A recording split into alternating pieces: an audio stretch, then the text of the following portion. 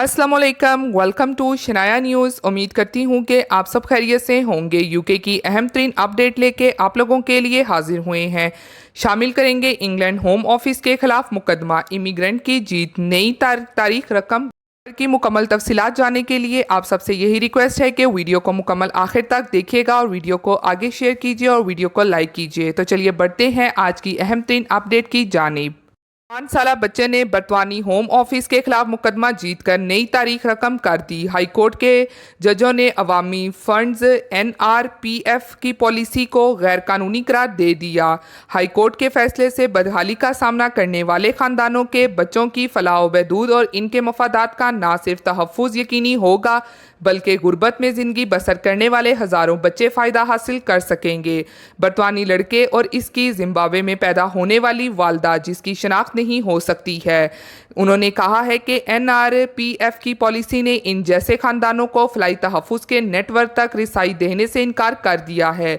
कम आमदनी वाले तारकीन वतन वालदैन के साथ बच्चों को रियासत की ज़रूरी इमदाद जैसे रिहाइश का फ़ायदा और कर्जा तक रसाई की इजाज़त दी जानी चाहिए, जिससे इनकार किया जा रहा है। 5 साला मासूम लड़के की नुमाइंदगी करने वाले वकील का मौक़िफ़ था कि होम ऑफिस की पॉलिसी गैर कानूनी है क्योंकि महाजर वालदैन के साथ बहुत से बच्चे फलाई तहफ़्फ़ुज़ के नेटवर्क तक नहीं पहुंच सकते हैं जो बेघर, भूख और बदहाली से तहफ़्फ़ुज़ फराहम करता है। लड़का बरतानिया में पैदा हुआ। इसकी वालदा की तरफ से कानूनी चैलेंज को भरपूर हमायत हासिल हुई। लड़के की वालदा एक साबका अहम कारकुन हैं जो वबाई मर्ज के दौरान अपनी मुलाजमत से हाथ धो बैठी।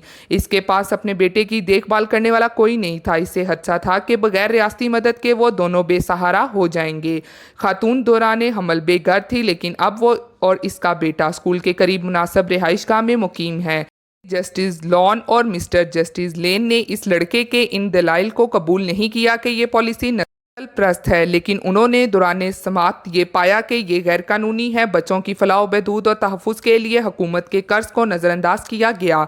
तो कहा है कि फैसले के नतीजे में इमिग्रेशन क्वाइट जिसमें NRPF पॉलिसी मुरतब की गई है में तरमीम की जाएगी। लड़के की वालदा ने इस फैसले का खैर मुकदम करते हुए कहा है कि अदालती फैसले के बाद बच्चों को गुर्बत में ज़िंदगी गुजारने की ज़रूरत नहीं रहेगी।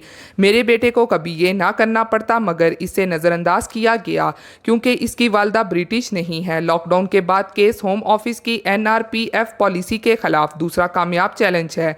गुज़श्ता साल एक अदालत ने पाया कि ये पॉलिसी गैर कानूनी थी, जिसकी वजह से लोगों को बदहाली की तरफ जाने से रोकने में नाकामी इनके इस हक की खिलाफ वर्जी की गई है कि वो इंसानी हकूक़ के कवानीन के तहत गैर इंसानी सलूक के ताबा ना हो। इस मामले की हमायत यूनिटी प्रोजेक्ट के एक छोटे से चैरिटी के खसूसी शवाहिद के ज़रिए की गई थी, जो खसूसी तौर पर अफराद और कुंबे की मदद पर बनी है जो NRPF से मिलती जुलती है। लड़के और इसकी वालदा के वकील ने कहा कि हमें उम्मीद है कि हुकूमत अदालती फैसलों का मुकम्मल एहतराम करेगी और इमिग्रेशन कवानीन पर तकरार करने की बजाय मुकम्मल तौर पर इस नुकसानदा और गैर ज़रूरी पॉलिसी को ख़त्म कर देगी।